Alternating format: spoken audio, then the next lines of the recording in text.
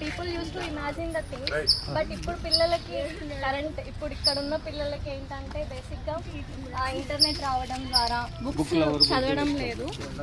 So imagination power అనేది తగ్గిపోతుంది అన్నమాట. ఈవెన్ వాళ్ళు కాన్సన్ట్రేషన్ కూడా ఎక్కువ చేయలేరు. ఈవెన్ ఒక 10 minutes కూడా కాన్సన్ట్రేషన్ చేయలేరు.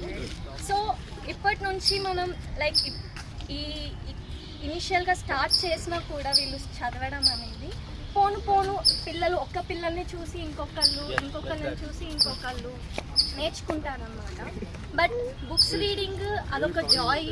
అది వన్స్ చదివి ఇమాజినేషన్ చేసుకుంటే అది చాలా హ్యాపీనెస్ ఇస్తుంది. నీ పేరు కూడా చెప్పినా, నీ పేరు నేను యూపీఎస్సీ ప్రిపేర్ ఎంత ఉపయోగపడిందా చెప్పు. మనకి ఈవెన్ వొకాబులరీ రిలీజ్ అవుతుంది.